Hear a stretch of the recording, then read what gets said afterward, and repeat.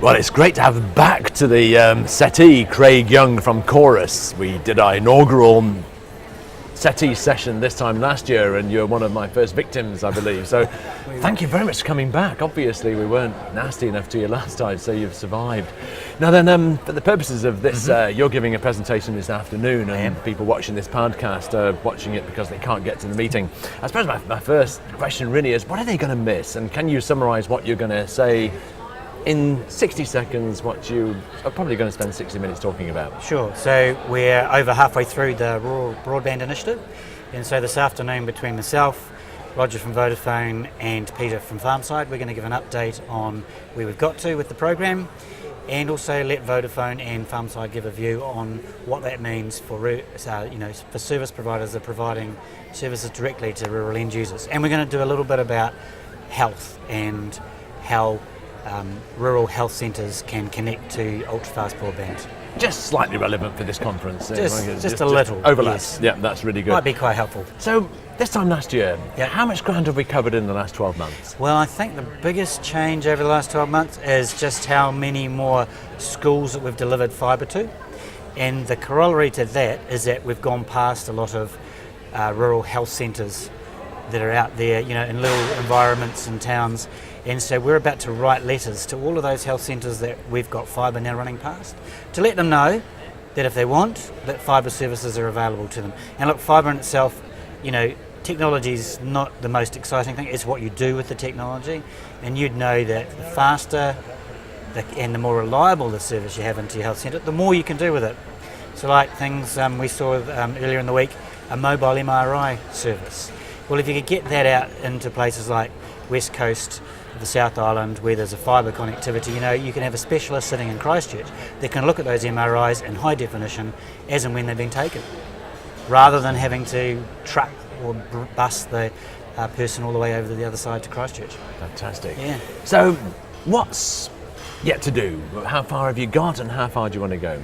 Well, we're about halfway through, so 2.5 years, just a little bit over. Schools were our priority, so now we've got to go back and deal to the health centres.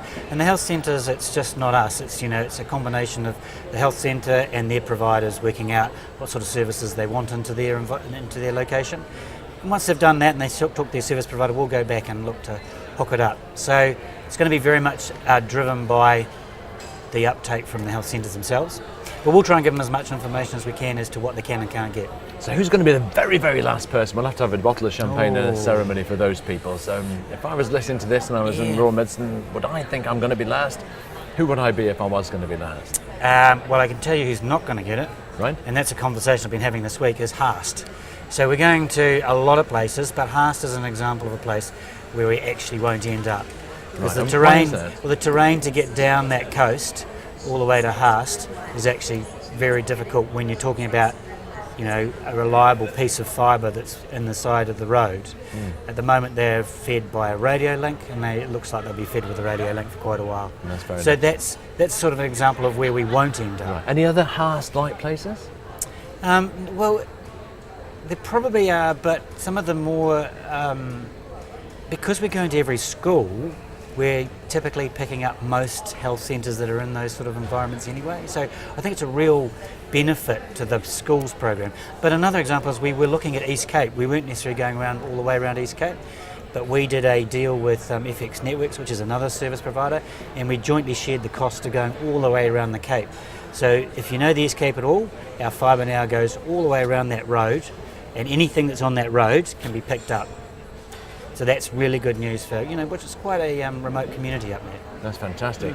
So, over your presentation, so you're going to talk about what you've done and where you're going. You're probably halfway through. What else is the audience going to go, yes, this is great? Well, I think health is one of those areas where the opportunities are sort of endless and abundant, and we don't really know what people are going to do with it until they've got it.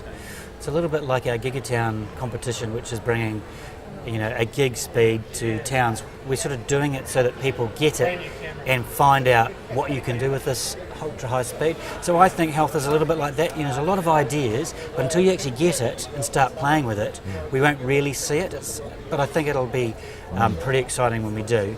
And I think the other thing that we're very keen to do is help with mobile health solutions, so that satellite and mobile services to those sorts of environments are okay. But if we could say one of their buses could pull up at a school or a health centre and plug directly into a fibre service, much faster, much more reliable. We're doing our own research at the moment, using a research company. We've been around the countryside doing some forums, asking people, if you had super fast broadband, what would you do with it? And in Owakuni, of all places, that's quite a remote location. We've got fibre there, but the ideas around health services in that volcanic plateau area were just incredible, So we need to tap into that and look at ways that we can help it out. So we can play video games as well.